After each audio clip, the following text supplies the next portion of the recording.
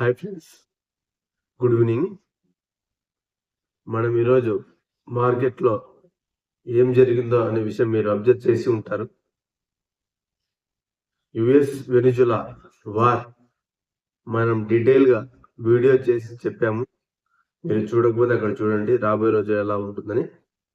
ఓవరాల్గా ఈరోజు మార్కెట్ కనుక చూసుకుంటే యుఎస్ వెనిజులా నుంచి వచ్చిన వార్ మొత్తం ప్రపంచ దేశాలన్నింటికి వ్యాపించింది. అది ఎలా అంటే ఇప్పుడున్న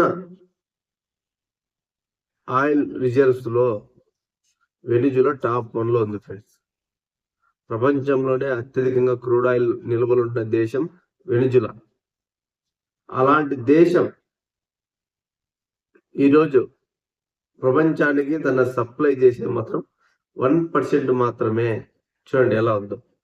అంత ఆయిల్ నుండి కూడా కేవలం 1% మాత్రమే సప్లై చేస్తుంది. దీనికి కారణం అమెరికా వెనిజులా మీద విధించిన ఆంక్షలు. వీటి కారణంగా వాళ్ళు డాలర్తో వ్యాపారం చేయలేరు. ఇప్పుడు మీకు తెలిసేదే, ప్రపంచవ్యాప్తంగా మొత్తం అన్ని దేశాలు కూడా డాలర్తోనే పేమెంట్ సిస్టమ్ జరుగుతుంది. సారీ ఫ్రెండ్స్, డాలర్తోనే మొత్తం అంతా బిజినెస్ జరుగుతుంది. కాబట్టి వీళ్ళు వెనిజులా మీద ఆంక్షలు విధించారు. డాలర్తో బిజినెస్ వ్యాపారం చేయలేరు. అప్పుడు అక్కడికి వచ్చిన అధ్యక్షులు చైనా, రష్యా, ఇరాన్ వీళ్ళ మద్దతు ద్వారా ఉన్నారు. అమెరికా వ్యతిరేక శక్తిగా ఏర్పడినారు వాళ్ళు. ఓవరాల్ గా అది అమెరికాకు నచ్చలేదు. 2011 వరకు వెనిజులా అమెరికాతోనే ఉంది. అక్కడి నుంచి వ్యతిరేక వర్గం తీసుకొని ఉంది. రష్యా, చైనా, ఇరాన్ ఇలా దేశాలకి అనుకూలంగా వ్యవహరించి అమెరికాకి వ్యతిరేకంగా మారింది. ఇలా మారడం వల్ల ఆ దేశంలో డ్రగ్స్ అనేది ఎక్కువ అయిపోయాయి ఫ్రెండ్స్. ఇప్పుడు డాలర్తో బిజినెస్ చేయలేరు. ఆయిల్ ఏమో చాలా ఉంది. దాని సప్లైలో చేసే మాత్రం ప్రపంచానికి 1% మాత్రమే. కాలంటప్పుడు ఆ దేశం ఎలా సర్వే అవుతుంది? ఈ డ్రగ్స్, మాదక ద్రవ్యాలు ఇలా మొత్తం తయారు చేయడం, అమ్మడం, ఇలా వెళ్ళిపోయింది ఆ దేశం అంతా. అలా వెళ్ళిపోయి ఇన్ఫ్లేషన్ కూడా హైకి వెళ్ళిపోయింది అనమాట వెనిజులాలో. ఈ కారణంగా ప్రజలు చాలా ఇబ్బందులు పడుతూ వచ్చారు. ట్రంప్ ఏం ఆరోపించాడు వెనిజులా మీద? వెనిజులాలో తయారవుతున్న మొత్తం డ్రగ్స్ అమెరికాలోకే వస్తున్నాయి. వీటి వల్ల మా ప్రజల ప్రాణాలు పోతున్నాయి. మేము అందుకోసమే వెనిజులాలో ఈ డ్రగ్స్ అమ్మే ప్లేసులు, సైనిక స్థావరాలు, ఓడ రేవులు, కరేబియన్ మీదుగా వెళ్తున్న ఓడలు, మొత్తం వీళ్ళ డ్రగ్స్ మాఫియాని ఇలా మొత్తం అందరి మీద దాడి చేసి వెనిజులా అధ్యక్షుడిని, అతని భార్యని తీసుకెళ్లి అమెరికాకి వెళ్ళి కోర్టులో సబ్మిట్ చేస్తున్నారు. చూడండి ఎలా ఉందో. ఇది ఒక యాక్సెప్ట్ మాత్రమే, ప్రజలకి బయటకి చెప్తున్నదే. కానీ నిన్న ట్రంప్ ఏం చెప్పాడు? వెనిజులాని మేమే పరిపాలిస్తాం, వెనిజులా ఆయిల్ మా కంట్రోల్లోనే ఉంది. చూడండి, ఇప్పుడు ఈ ఆయిల్ కంపెనీస్ ఏవైతే ఉన్నాయో అమెరికాలో, ఈ కంపెనీస్ అన్ని వెనిజులాలోకి వెళ్ళి ఇన్వెస్ట్ చేయడం స్టార్ట్ చేస్తాయి ఫ్రెండ్స్. అక్కడ ఇన్వెస్ట్ చేసి ఆయిల్ తవ్వకాలు జరిపి వీళ్ళు ప్రపంచ దేశాలకు అమ్మడం స్టార్ట్ చేస్తారు, యుఎస్.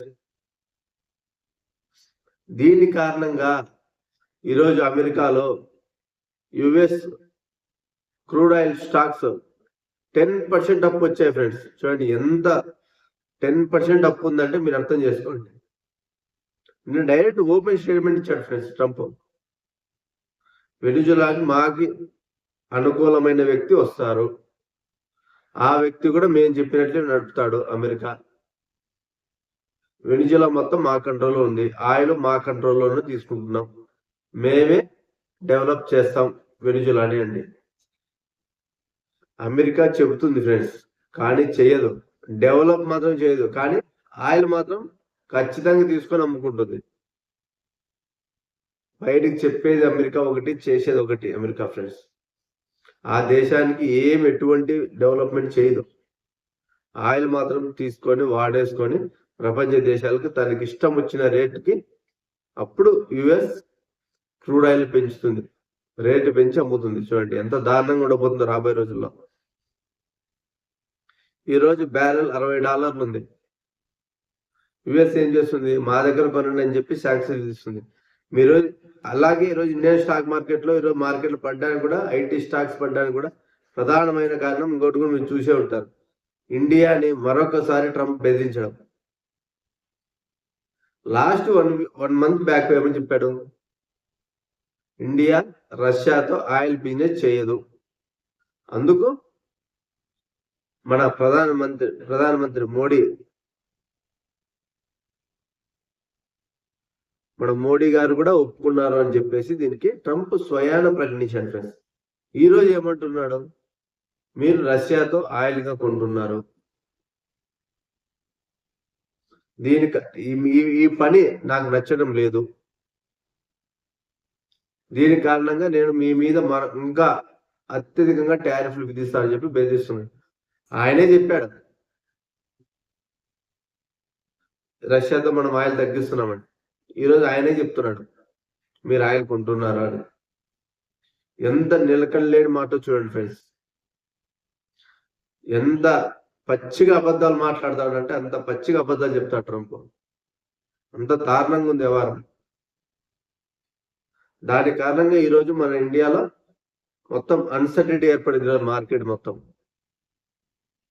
ఈ టారిఫ్ విషయాలు ఎప్పుడు అంతమవుతాయి, ఎప్పుడు డీలింగ్ కుదురుతుంది, ఫారిన్ ఇన్వెస్టర్లు మన దేశంలో ఎప్పుడు ఇన్వెస్ట్ చేస్తారు, మన రూపీ ఎప్పుడు స్ట్రాంగ్ అవుతుందని చెప్పి మనం అనుకుంటూ ఉంటే, అలాగే Q3 ఆదాయాలు రాబోతున్నాయి. ఈ అంచనాలన్నీ మనం వేసుకుంటున్నాం మన మార్కెట్ ఎలా పెరిగిపోతుందని. శుక్రవారం బాగా పెరిగింది మార్కెట్. శుక్రవారం కూడా చెప్పాను US డాలర్ పెరుగుతుంది. ఈ కారణాల వల్ల ఈరోజు మన మార్కెట్ పెరిగినా లాభాలు బుక్ చేసుకోండి అని ఈరోజు ప్రాఫిట్ బుకింగ్ జరిగింది మార్కెట్లో.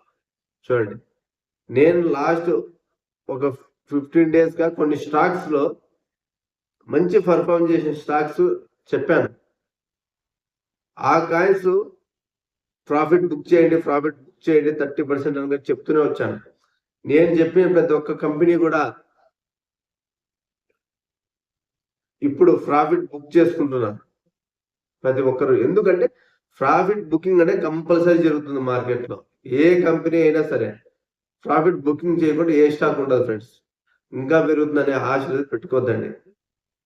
పెరుగుతాయి తగ్గుతాయి, పెరుగుతాయి తగ్గుతాయి, ఎప్పుడు పెరుగుతూనే పోవు ఫ్రెండ్స్.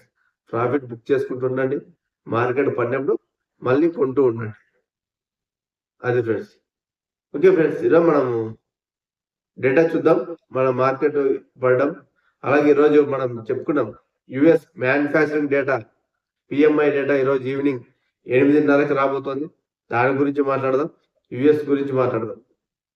చూద్దాం ఫ్రెండ్స్, డేటా చూసుకుంటూ మాట్లాడదాం.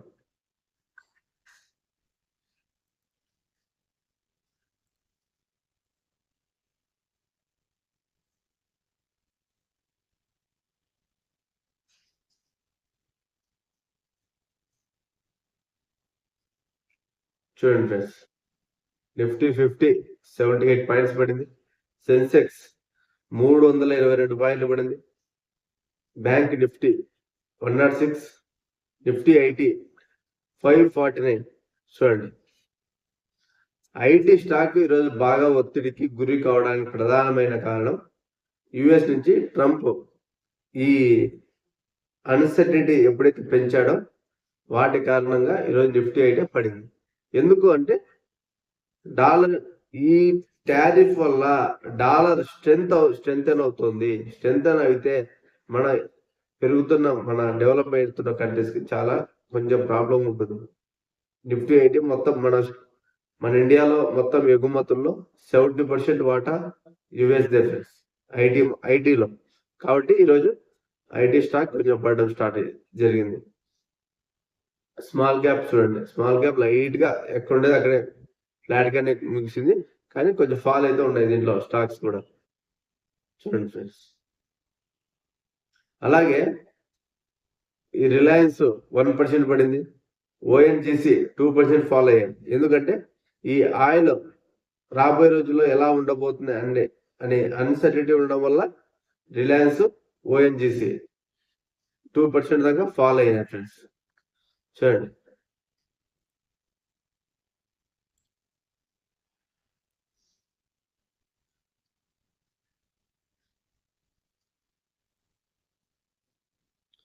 ఫ్రెండ్స్, 1.41 దగ్గర ముగిసింది ఈరోజు. ఓవరాల్ గా ఫాల్ కావడానికి అయితే కారణం అదే ఫ్రెండ్స్. మొత్తం వెనిజులా, యుఎస్ దాని కారణంగానే ఈరోజు Reliance shares 1% drop, record high నుంచి. ONGC down 2%. ఈ ఆయిల్ ప్రైజెస్ కనుక యుఎస్ పెంచడం స్టార్ట్ చేసిందంటే మన ఎదుగుతున్న కంపెనీస్ కి చాలా డేంజర్ గా మారబోతుంది. వాళ్ళు ఇష్టం వచ్చిన రేట్ పెడతారు యుఎస్ వాళ్ళు బ్యారెల్ మీద. మా దగ్గర కొనండి, కొనకపోతే మీ మీద శాంక్షన్స్ విధిస్తాం చెప్పి బెదిరిస్తారు. అమెరికా చేసేది అదే. అలాగే ఒక స్మాల్ బ్యాంక్ ఉంది ఫ్రెండ్స్, అది మంచి పర్ఫార్మెన్స్ చేసింది ఈరోజు. ధనలక్ష్మి బ్యాంక్ స్మాల్ క్యాప్, ఇది చూడండి 6 months లో కూడా 12% అప్ డౌన్ ఉంది. 1 month లో 3.88, ఈరోజు 6.21. ఎందుకు ధనలక్ష్మి బ్యాంక్ పెరిగిందంటే దీంట్లో సేవింగ్ 20 సేవింగ్ అకౌంట్స్ కానీ కావచ్చు, కరెంట్ అకౌంట్ కావచ్చు, ఇలా మంచిగా పెరుగుతున్నాయి. ప్లస్ వాళ్ళు ఇయర్ ఆన్ ఇయర్ 20% గ్రోత్ చూపిస్తున్నారు ఫ్రెండ్స్. ఈ కారణంగా ఈరోజు ధనలక్ష్మి బ్యాంక్ పెరిగింది ఫ్రెండ్స్. చూడండి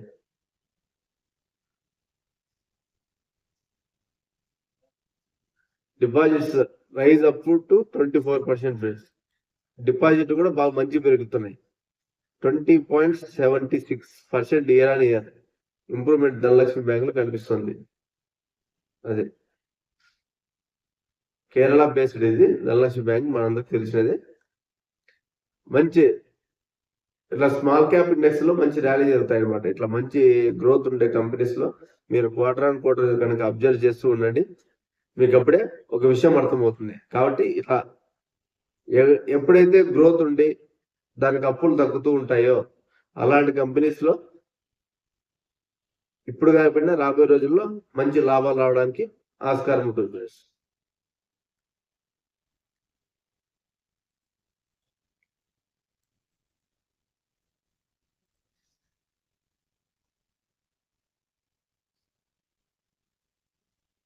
సరే ఫ్రెండ్స్, మనం మాట్లాడుకున్నాం.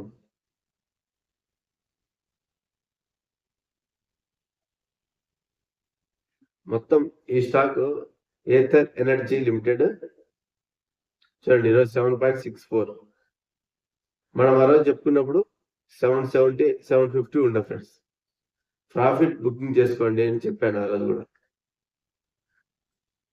మార్కెట్ మంచిదే. ఎందుకు ఏదైనా ఆ రోజు పెరిగిందుకు చెప్పాం. వాళ్ళు ఇన్సూరెన్స్ లేక కూడా అడుగు పెట్టబోతున్నారు వీళ్ళు అనేసి.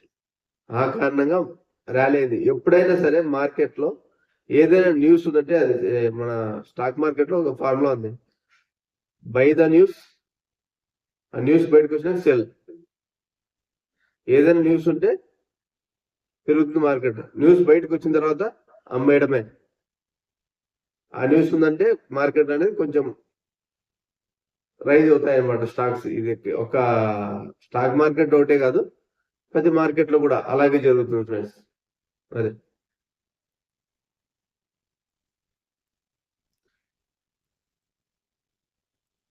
డాలర్ ఇండెక్స్ చూద్దాం.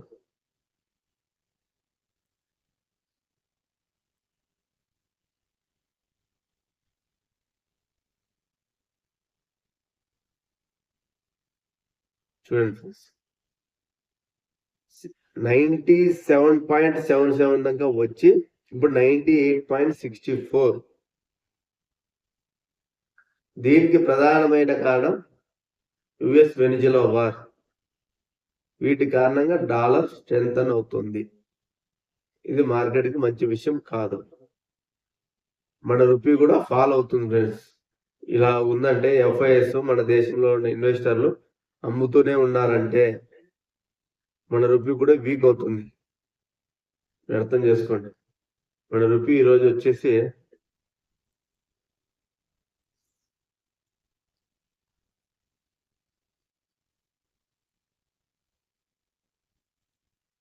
చూడండి 90.28. అసలు మన రూపీ ఫాల్ అయితే ఫారెన్ ఇన్వెస్టర్లు ఖచ్చితంగా సెల్ చేస్తూనే ఉంటారు. వాళ్ళు యుఎస్ డాలర్లోనే మంచి స్ట్రెంత్ ఉన్నప్పుడు మన దేశంలోకి వచ్చి ఎందుకు ఇన్వెస్ట్ చేస్తారు?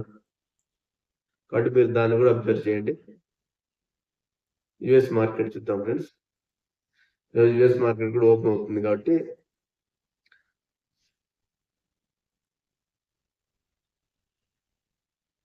రోజు ఫ్యూచర్స్ అయితే పాజిటివ్ లోనే ఉన్నాయి. మార్కెట్ ఓపెన్ అయినా తెలుస్తుంది. NVIDIA 188 అక్కడే ఉంది, పెద్దగా మార్పు ఏం లేదు. చూడండి, క్రూడ్ ఆయిల్ బ్యారెల్ $60 దాటింది చూడండి. ఇది 57.59. గోల్డ్ $4,419. ఈరోజు గోల్డ్ సిల్వర్ కూడా మంచి అప్రిసియేషన్స్ లో ఉన్నాయి. ఎందుకంటే అన్సర్టిటీ ఒకటి, చైనాలో జనవరి 1వ తారీఖు నుంచి వెండి మీద ఆంక్షలు విధించడం చైనా గవర్నమెంట్. ఈ కారణంగా ఈ రోజు కూడా సిల్వర్ కేజీ మీద 8,000 పెరిగింది ఫ్రెండ్స్. 2,43,000 ఉంది. చూడండి, ఆంధ్రప్రదేశ్లో కొన్ని ప్రాంతాల్లో 2,55,000 కూడా ఫర్ కేజీ వెండి ధర పలుకుతుంది ఫ్రెండ్స్. మనకు ఆన్లైన్లో 2,43,000 చూపిస్తుంటే కొన్ని ప్రాంతాల్లో 2,55,000, 2,60,000 కూడా అమ్మడం జరుగుతుంది. ఎంత ఇదిగా ఉందో చూడండి వెండి. గోల్డ్ కూడా 1,40,000 దాటింది ఫ్రెండ్స్. ఇప్పుడు మార్కెట్ ఓపెన్ అయితే ఈరోజు ఈ గోల్డ్ సిల్వర్ ఎలా ఉండబోతుందనే విషయం మనకి అర్థమవుతుంది. అలాగే రాగి కూడా, కాపర్ కూడా హాల్ టైమ్ హైలో ఉంది ఫ్రెండ్స్. కాపర్ కూడా మంచిగా పెరుగుతుంది. ఈ మెటల్స్ మాత్రం అన్సర్టీ ఉందంటే మంచిగా పెరగడానికి ఆస్కారం ఉంది ఫ్రెండ్స్. అలాగే మనం లాస్ట్ 1 వీక్ నుంచి చెప్పుకుంటూ వస్తున్నాం కదా, ISM మ్యానుఫ్యాక్చరింగ్ డేటా ఈరోజు ఉంది అని. లాస్ట్ 10 days బ్యాక్ కూడా చెప్పాను, అది ఈరోజు రాబోతుంది. లాస్ట్ టైం 48.2 ఉంది, ఎక్స్పెక్టెడ్ వచ్చి 48.3. ఈ PMI డేటా ఎంత ఎక్కువ వస్తే అంత మంచిది ఫ్రెండ్స్ మార్కెట్కి. చూడండి, కావాలంటే ఇది ఎప్పుడైతే 50 పైన దాటి 51, 52 అలా వస్తుందంటే మన మార్కెట్ కూడా ర్యాలీ చేయడానికి మంచిగా ఆస్కారం ఉంటుంది. ఈరోజు 48.3 ఉంది. ఏమన్నా వీళ్ళు మ్యానిపులేట్ కనుక చేసింటే మనం చెప్పలేం, కానీ చేయడానికి కూడా ఛాన్సెస్ కనిపిస్తున్నాయి. మొత్తం ట్రంప్ చేతిలోకి వెళ్ళిపోతుంది కదా, ఇంకా జెన్యూన్ అనేది అబద్ధం, అట్లుంది పరిస్థితి. మొన్న వచ్చిన CBI డేటా చూసాం మనం, 2.7 అనేది. కాబట్టి ఏది నిజమైన డేటా ఏది నిజమో కనుక్కోవడం చాలా కష్టమైపోయింది మార్కెట్కి. వాళ్ళు డేటా ఇస్తే నాకు వ్యతిరేకంగా వీళ్ళు వర్క్ చేస్తున్నారని చెప్పేసి వాళ్ళని డ్యూటీలో నుంచి తీసేస్తున్నారు ట్రంప్. అది చాలా దారుణంగా ఉంది పరిస్థితి US లో. అది ఫ్రెండ్స్, చూద్దాం 8:30కు వస్తుంది. దీని గురించి రాబోయే రోజులు ఎలా ఉండబోతుందని చెప్పేసి మనం రేపటి వీడియోలో కావాలంటే మనం మాట్లాడదాం.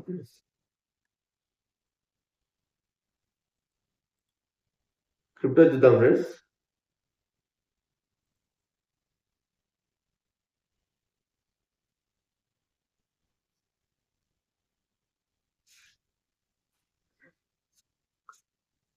క్రిప్టో నిన్న సండే మంచి రైజింగ్ వచ్చింది ఆల్ట్ కాయిన్స్ లో ఫ్రెండ్స్. మీరు చూసే ఉంటారు ఎలా రైజింగ్ వచ్చిందని. ఒక్కొక్క దాంట్లో 10%, 15%, 20, 30 అంత హైలో భారీగా పెరిగాయి ఫ్రెండ్స్. ఆల్ట్ కాయిన్స్ లో మాత్రం నిన్న మంచిగా పర్ఫామ్ చేసినాయి మార్కెట్ కూడా. ఇథీరియం కూడా 3200 టచ్ చేసుకొని వచ్చింది. చూడండి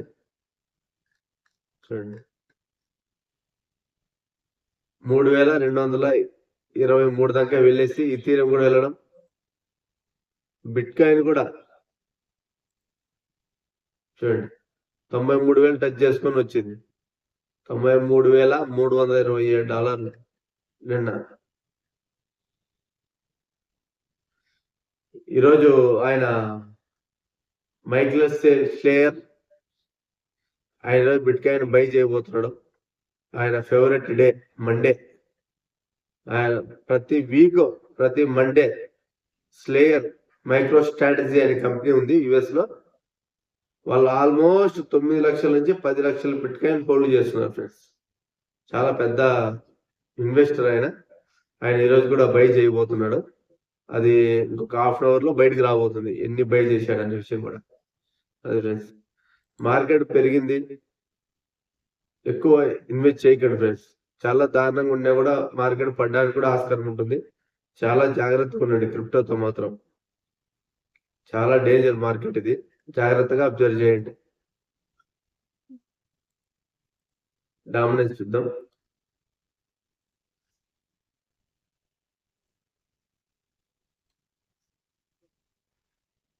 చూడండి ఫ్రెండ్స్, 59.40 మళ్ళీ రైజ్ అవుతుంది. డామినెన్స్ 59.11 దాకా వచ్చి ఇప్పుడు మళ్ళీ 59.40కి రైజ్ అవుతుంది. ఇది రైజ్ అయిందంటే ఖచ్చితంగా ఆల్ట్ క్యాన్స్ లో బ్లీడింగ్ వస్తుంది ఫ్రెండ్స్. మీరు అబ్జర్వ్ చేస్తూ ఉండండి.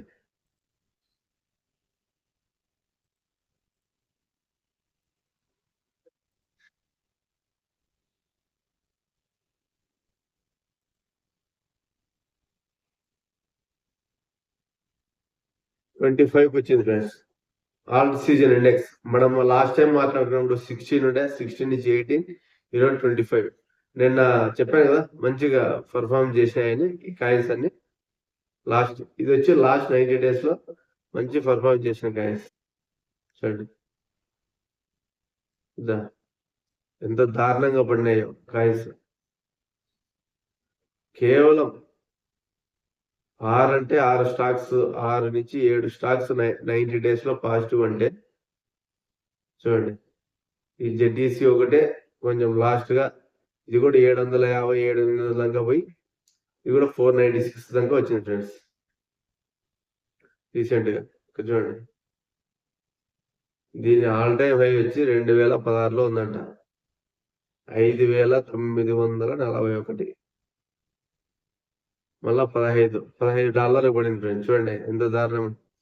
జూలై 5, 2024 ఆల్ టైమ్ లో $16 ఆల్మోస్ట్. 5,941 నుంచి $16 పడింది. చూడండి ఎంత దారుణంగా ఉంటుందో క్రిప్టోలో. ఈ 16 నుంచి కూడా మళ్ళీ ఆల్ టైమ్ హై టచ్ ఏం కాలేదు ఫ్రెండ్స్. కేవలం 700-750 వెళ్ళింది అంతే. అది మార్కెట్ పరిస్థితి. అంటే లాభాలు వచ్చినప్పుడు బుక్ చేసుకుంటున్నారు ఫ్రెండ్స్, లేదంటే వచ్చిన అమౌంట్ మొత్తం గుర్తు చేస్తుంది ఇది క్రిప్టో. చాలా జాగ్రత్తగా ఉండాలి దీంట్లో. అది ఫ్రెండ్స్, ఓవరాల్ గా అయితే ఇది మన మార్కెట్ ఈరోజు ప్రధానమైన కారణం ఫాల్ అవడానికి ఐటీ కావచ్చు, మిడ్ క్యాప్స్ కావచ్చు, లో క్యాప్స్ కావచ్చు. యుఎస్ నుంచి ట్రంప్ మరొకసారి బెదిరించడం, మీ మీద టారిఫ్ ఇంకా పెంచుతాను అనేసి, అదొక కారణం. మన రూపీ వీక్ అవుతూ ఉండడం, డాలర్ స్ట్రెంత్ అవుతుంది. దీని కారణంగా ఫారిన్ ఇన్వెస్టర్లు అమ్ముతున్నారు. అలాగే మన Q3 రిజల్ట్ రాబోతున్నాయి, దాని కారణంగా కూడా ప్రాఫిట్ బుకింగ్ జరుగుతుంది ఫ్రెండ్స్. కాబట్టి మీరు అబ్జర్వ్ చేయండి, మీకు ఒక క్లారిటీ అంటే వస్తుంది ఫ్రెండ్స్. చూద్దాం ఫ్రెండ్స్, ఈరోజు రాత్రికి 8:30కి ISM PMI డేటా వస్తుంది. ఆ డేటా బేస్ చేసుకొని మనం రాబోయే రోజుల్లో మార్కెట్ ఎలా ఉండబోతుందని చెప్పేసి మీకు డీటెయిల్ గా రేపటి వీడియోలో మీకు పూర్తి క్లారిటీగా చెప్తాం ఫ్రెండ్స్. Thank you friends.